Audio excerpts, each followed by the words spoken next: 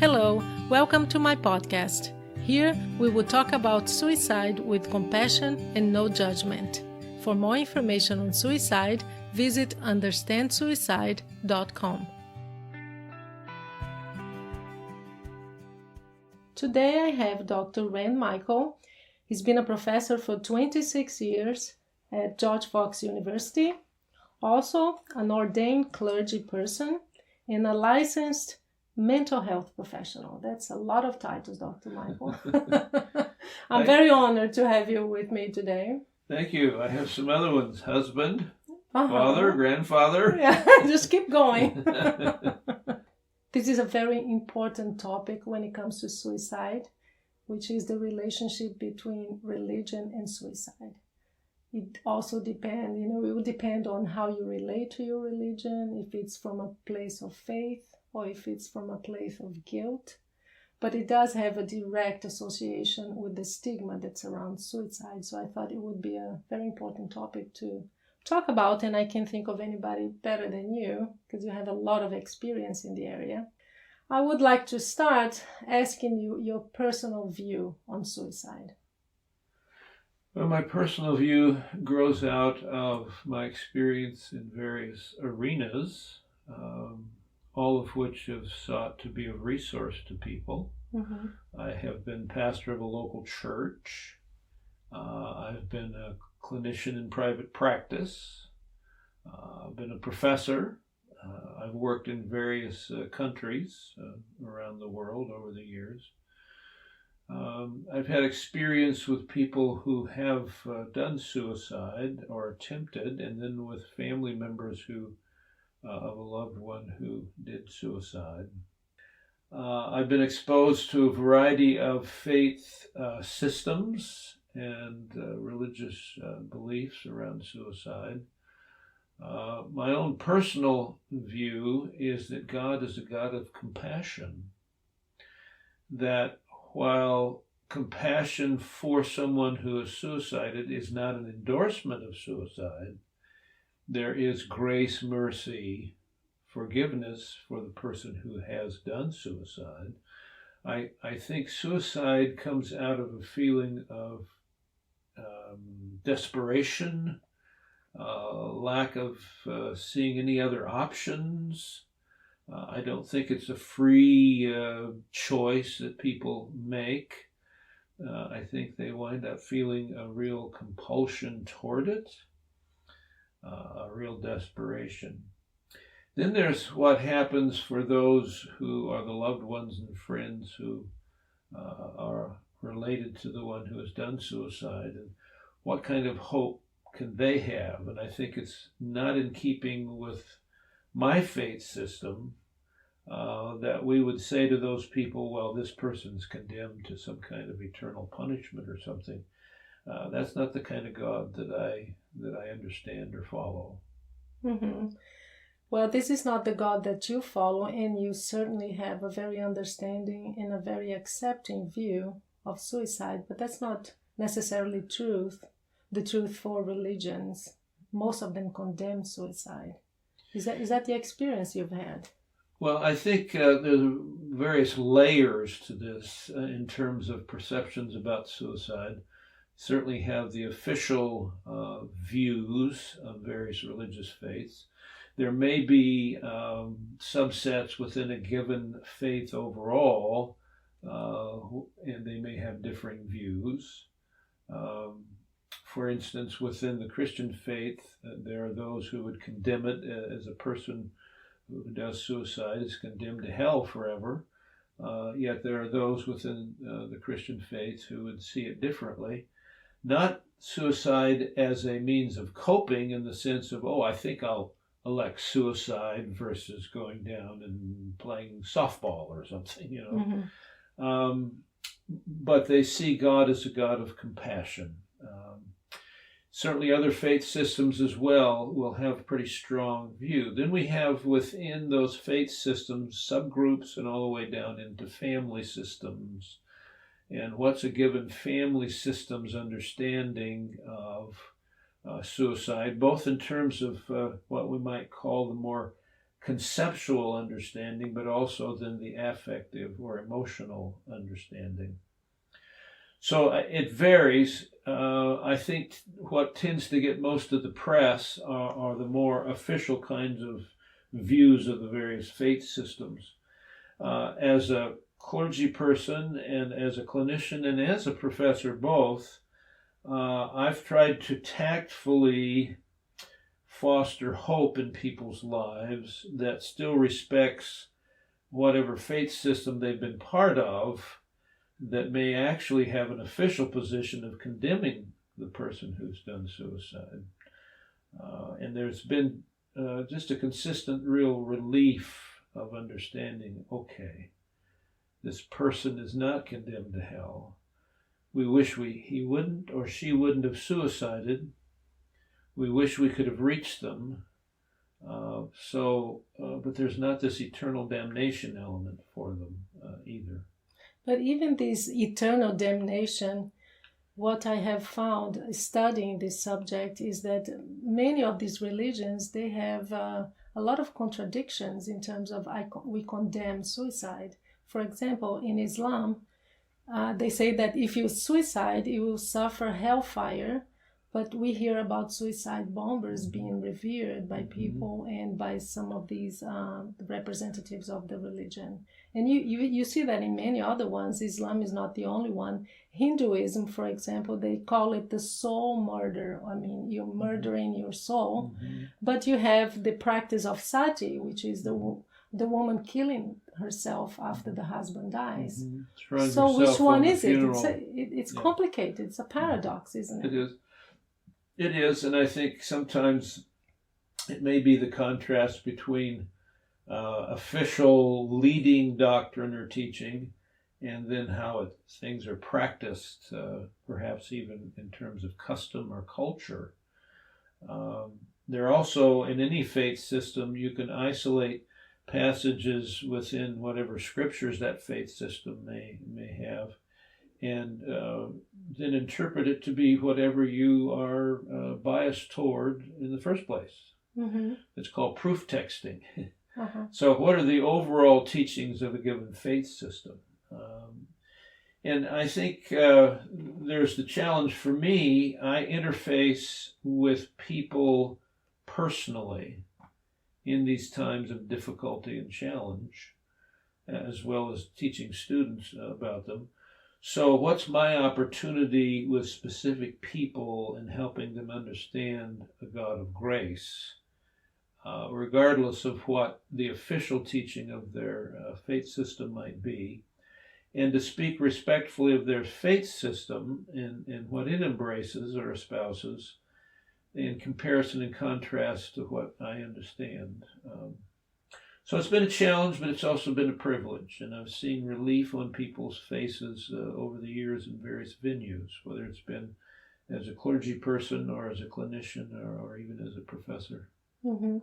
Have you had cases of, for example, clients that would come to you and they were struggling with the fact that a loved one died by suicide and they were struggling with the religion too, and even feeling ashamed that that's what they did and having trouble facing the community, for example?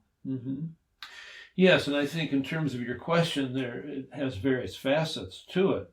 One is that person's understanding him or herself, and what are the sources of their understanding, what has their family of origin taught them, what has the subculture of perhaps their local congregation taught them, what's their understanding of the scriptures of their faith system, and so forth. So you have lots of different layers to these kinds of things.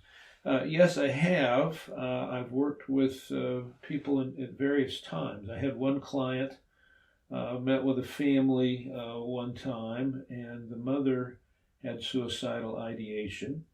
I think they had 2 daughters, and they were teenagers at the time. We wound up having together a life covenant that the person, the wife, mother in this case, would not do suicide. It was pretty clear, did all the protocols that we needed to do, And then I got a phone call the next day that she had done suicide. So sometimes people are so determined that, we can't intervene. I then needed to then work with the family, the survivors, to help them come to grips with this, both in terms of their feeling of guilt. Could they have done anything differently or more or less or whatever? And what did their faith system? Well, their faith system was an expression of Christianity that did see suicide in a very negative way, in the sense of eternal punishment. So part of my work with them was to hear their pain and agony about that kind of belief, and then to take a look at Jesus' compassion and God's compassion. What's interesting is that people will use a passage that's called, where the phrase is unpardonable sin. A lot of times they'll use it in regard to divorce. Yes. Or they may wind up... They adapt it to whatever. To suicide, or they adapt it to whatever. Mm-hmm. The context for that is Jesus was talking with religious leaders who lacked compassion and who refused to be sensitive to God's work in their own life and the lives of others. Wow, so it's quite the opposite, huh? So he said, yes, it's the opposite. The unforgivable sin has to do with the fact that we're refusing to hear God's work and prompting in our life. And if we refuse to do that, then we're unreachable, you see, at that time. So he was dealing with religious leaders who were condemning other people.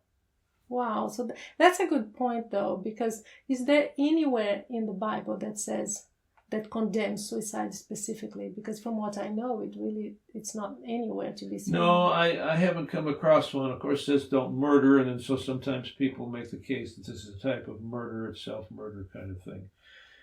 Certainly, I'm not for suicide.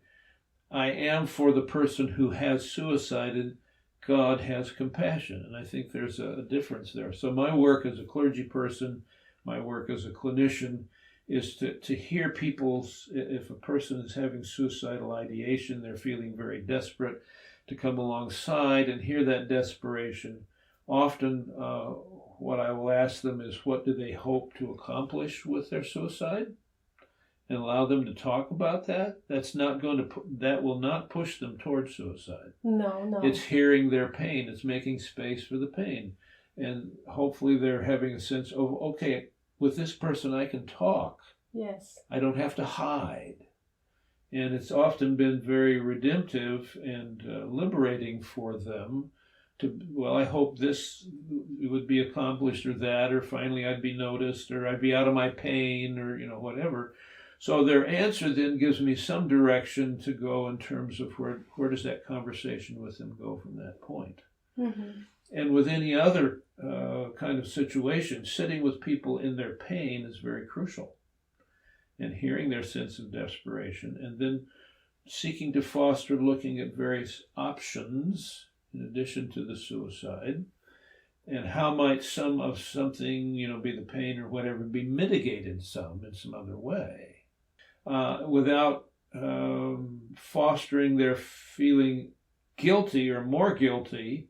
How can I help foster looking at the impact of if they did suicide, the impact on other people's lives? Because a lot of times people think, well, I don't matter, and then I'll be out of their life and they'll not have all this pain, which is just the opposite. It really does reverberate in people's lives and for decades to come, and sometimes intergenerationally. Mm-hmm. But I try to help them then see that their life is significant. But I have to hear them and sit with them in their pain first. Not fix them, but be with them.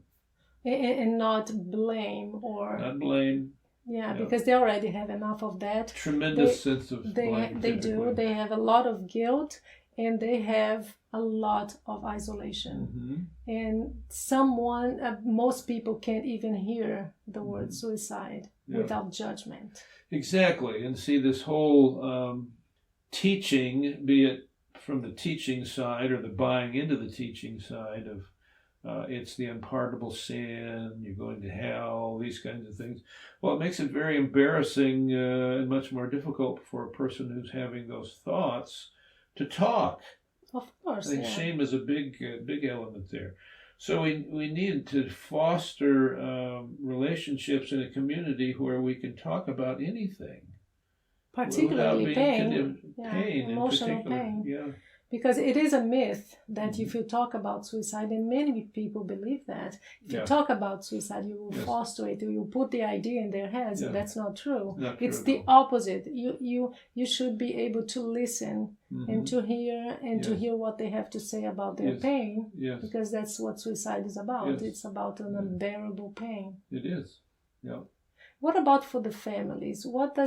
How can religion help the healing process of losing someone to suicide? It's a good question. What's interesting is a lot of times religion gets a bad name or is criticized.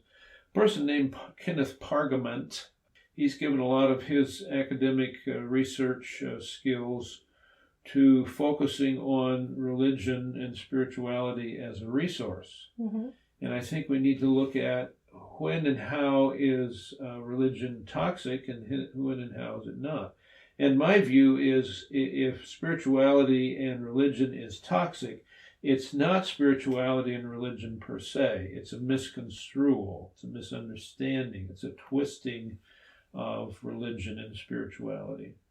Because religion and spirituality is intended to foster wholeness, healing, forgiveness, comfort, liberation, those kinds of things.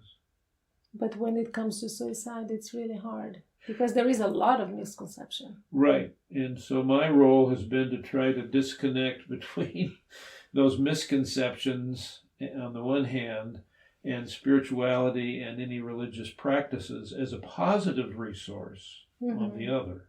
My experience has also been a lot of times in terms of the twisting of the faith and it being negative, a lot of times it's rooted in family of origin dynamics. So what happens is if a person experiences shaming and criticism growing up, that tends to be foisted off onto one's religious system, or the family may be involved in a religious system that's on the toxic end of things. So that goes hand in hand with some dysfunctional family patterns. But that, the internet, it can be both an incredibly positive resource and it can be a really negative kind of resource. So it's not the internet's the problem, it's what use do we put to it. Same thing with it's like religion. Everything else, right? Exactly. It's how you use it. Yeah, how you use it. And the same with spirituality and religion. Mm-hmm. And actually, Pargament's research indicates that more times than not, faith systems have been a very positive resource for people in coping with all kinds of difficulties, including the suicide. Yes. I heard the other day, I was talking to someone who goes to a support group here in Portland, and she was telling me about a mother who is very religious, and she was saying in group that she can't face her community anymore because she feels rejected by them. But at the same time, she denies, although she's going to a support group, a suicide survivor support group, she denies that her daughter killed herself. Mm. So what would you say? And she actually said in group, and I will never be able to forgive her for killing herself because she robbed me of motherhood. I'm not a mother anymore. Yeah. So there's I can say a lot of pain and a lot of struggle there. What would you say to someone who came into your office and said that? Yeah. What I say is something over time that is a conversation. I think, among other things, over timing, hear her pain. So you're feeling a tremendous amount of pain is what I'm hearing in this.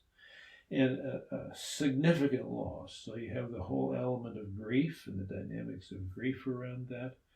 You have the challenge of a daughter versus a sibling or spouse versus a parent.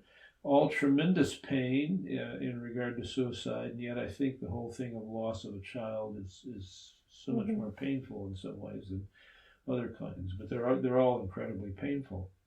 So trying to hear pain and desperation, probably trying to give her permission, fostering her giving herself permission to feel how angry she feels, which is part of grieving. It's understandable. Probably dealing with a feeling of guilt. What could I have done differently, Depending on the circumstance, it didn't change her being a mother. It robbed her of time physically over the years with her daughter. Yes. And actual lifetime conversation. But she's still a mother. Of course, then it raises the question possibly for her, what kind of mother was I? Yes, because that happens a lot when it comes to guilt. Mm-hmm. The anger is misplaced. Uh-huh. You're actually angry at yourself, And- maybe for the relationship And I can never that you forgive had. myself. And you don't have time to redo Yeah. that, right? To Yeah. restore the relationship. Right. I have sometimes had people visit a grave. Maybe it's been suicide, maybe it's been other kinds of death. But to sit there with the person, where their body or their ashes are or whatever, and share with them. Sometimes I have them invite them to write a letter to the person or whatever, So rituals, they're important too? I think so, yeah. Sometimes I've even asked, and a client's verbalized, or maybe even asked a client to write a letter from the person who has died, whether it's death by suicide or whatever. In case of suicide, the possibility of asking her in time, again, this is an ongoing conversation. Of course, yeah. If your daughter could share some things with you now, what do you think she would say by way of understanding your pain and seeking to comfort you? Assuming, which I do as a clinician, that God is a God of compassion. And so that if she's within some faith system that has a sense of life beyond this life, what in general is that conceptualization of that life beyond this life? I would even possibly talk about people who have actually died and come back to life. There's some very valid examples of that.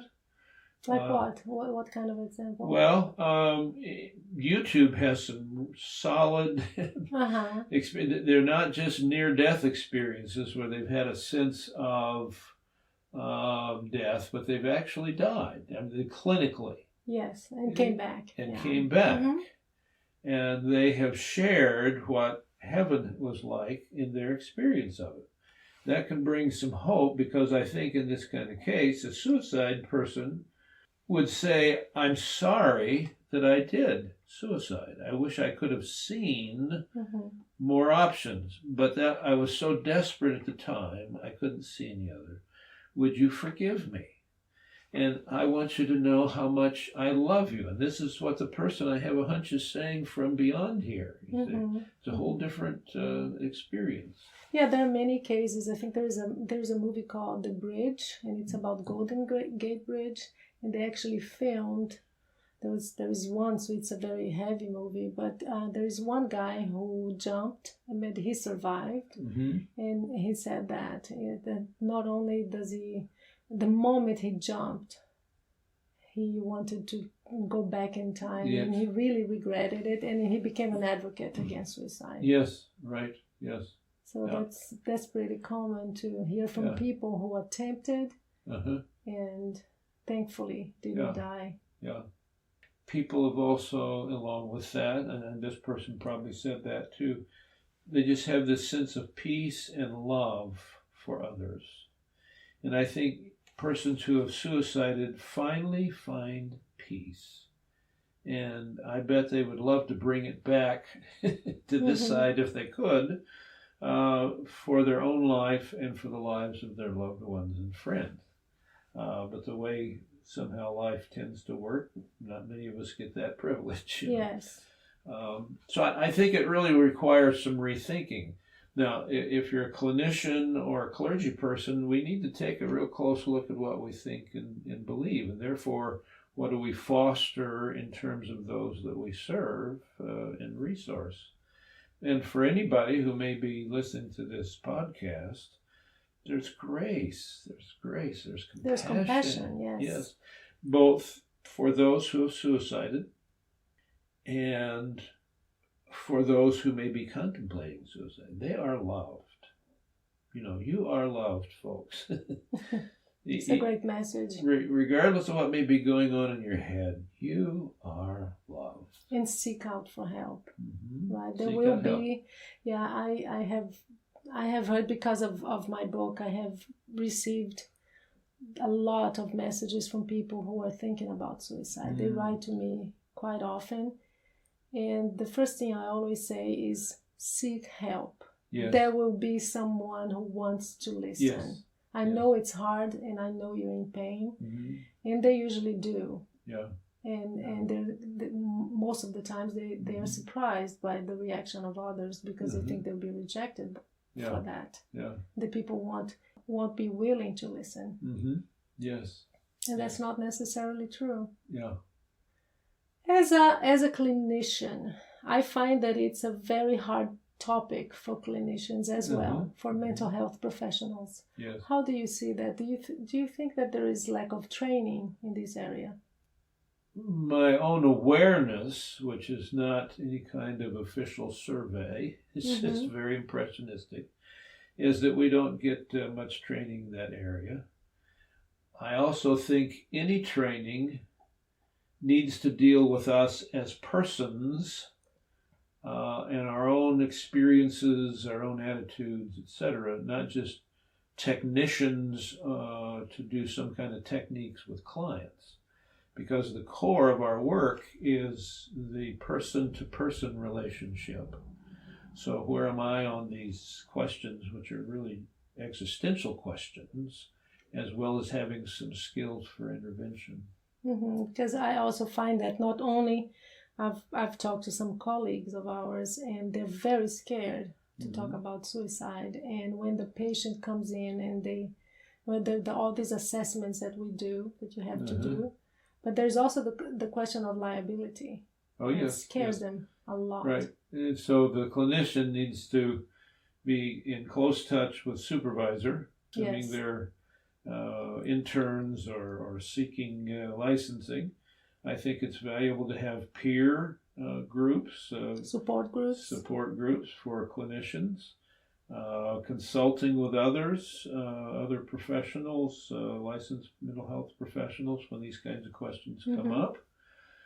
I think it's important not to allow fear of a suit to shape our inquiring about suicide, because actually if we don't inquire about suicide, we don't have honest conversation with the clients, that's when we can become more liable ethically, legally, financially. Yes, and not being open to listen. Right, yeah. And then you need to do a note about that in the official notes that you've had conversation. And if there is suicidal ideation, then threat of harm to self or others, kind of thing. Whomever else have we involved in that conversation? Very crucial. Yes. Now, my own presentation to clients is in the orientation. We're supposed to let them know when we might need to report something. Yes.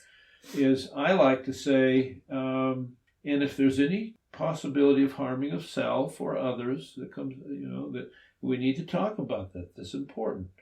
And if there is, I want you to know that I have the obligation as well as the privilege to involve additional resource people to help you and to help me help you. Instead of saying, and I'm an obligated reporter. Yeah, I'm a mandated reporter. Blah, blah, yes. Which then can scare important. them further underground, create more shame, hesitancy. I want them to have a sense of acceptance and that there are possibilities of a bigger team that together we can find constructive solutions. But that's a very important guidance because we usually go, because I'm obligated, by law, I have to report. And you actually have to open the dialogue first. Exactly. You have to feel that you can talk to me about this But you should also know that I'm a mandated reporter, yes. which all of a sudden it's about me as a clinician and trying to make sure I don't get sued. Yes. Rather it's than not about staying, me taking care of you and listening to your pain. It needs to stay with the patients. Okay, I'm so grateful for your interview, but I want to finish with one more question. Only one more. Only one more, another hypothetical. So let's say you have, it doesn't have to be a patient, but someone who comes to you as a clergy person and who says, well, I have a son or a loved one who died by suicide. Can you assure me that he or she is with God? What would you say? Again, I believe in a God of compassion, a God who understands our pain and suffering and welcomes us. Thank you. So I think that's a great way to finish our interview. Thank you for your time. You are welcome. And Thank you for grace, the conversation. For your grace, most of all. Thank you, and you for yours.